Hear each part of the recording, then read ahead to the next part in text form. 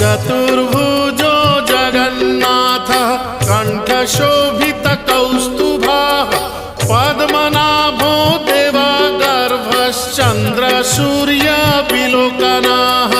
जगन्नाथो लोकनाथो नीलाद्रीशः परो हरिः